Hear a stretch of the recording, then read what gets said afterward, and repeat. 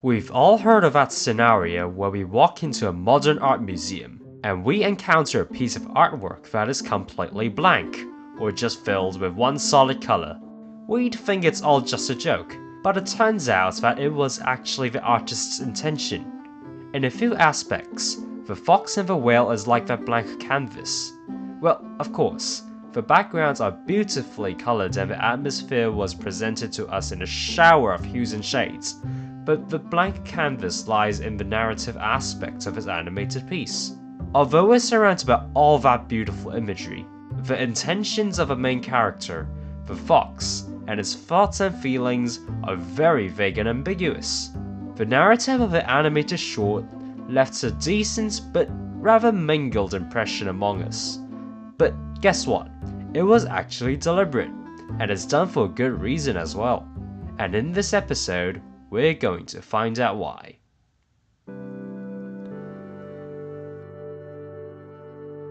The first thing we notice that is peculiar about this animated short is the background design. Within those environments, pieces of information about the setting are obscured either by the lighting, mist, atmospheric scattering, whatever. And there's also a 19th century painter who used the same technique. And if you haven't heard of him already, it's Claude Monet. Monet's work is purely based on atmosphere, and a lot of the information is left out of his painting. This creates a sense of ambiguity, yet it reinforces a mood and tone for us at the same time. The creator of this animated short, Robbin could be intending to do something using that beautiful yet abstract environmental art. With the obscured but transcendental backgrounds, he could be trying to make us focus on the mood and the atmosphere instead of focusing on the facts and chronology of a story.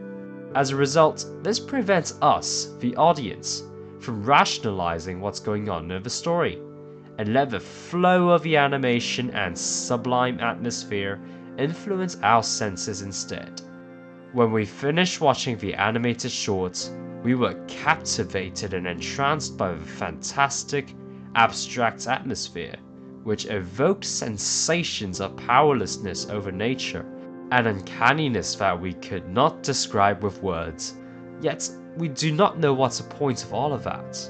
The imagery we saw and the emotions we felt are all laid in front of us like a jigsaw puzzle, and we have to solve it ourselves. So let's dive back into the animation again. The fox in the story tries to carry on with its normal life, but it's often distracted by the shape of a whale's fin. To the fox, who has only knew the open sea as a shroud of mist, the whale's fin represents something that's abstract, unknown, and perhaps even supernatural. And just like how the fox is often attracted to the mystic, ethereal nature of a whale's fin, we, as the audience, are entranced by the sublime nature of the environmental design and imagery. And for us, the background also holds something that feels abstract and unworldly, like the whale's fin for the fox. Now, let's keep that in mind, and look at what the creator of the animated short, Robbin has to say about his own work. The inspiration behind Fox and the Whale was a pursuit of curiosity. The curiosity for grey areas and often abstract drives. There is something largely conceptual about that pursuit. It's a strange compulsion, innately human. There is no promise of reward or assurances of success. Yet, if you take that away, there will be something of inherent value that you might lose. From the animation, we know that the fox was pursuing on finding meaning in the whale's fin. Just like how you, dear viewer, are watching this video to find an explanation for this animation. Being so inspired and entranced by the whale's fin, the fox heads out to the ocean to explore. But the fox's exploration of the abstract, the sublime, and the unworldly ended up in the ghastly skeletal remains of a whale.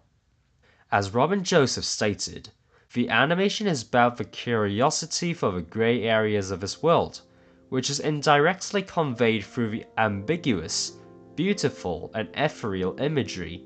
which also lit up our own curiosity. And perhaps the same curiosity for the sublime and unworldly in this animation can be experienced in real life as well. And that drive could lead us to some pretty dark and uncanny places, such as existentiality, the eventual expiration of our time on the world, and death, which is illustrated in the animation as a whale's scattered bones. In the end of the animated shorts, the fox sailed back through the expanse of the sea, with the sky clearing into fluffy white clouds and the sunshine lighting up the ocean in a marble blue. Curiosity for the abstract and sublime could lead us to some pretty dark places like death, but like the skies above the fox's paddle boat, our perspective on this world would become clearer, less cluttered, and more peaceful.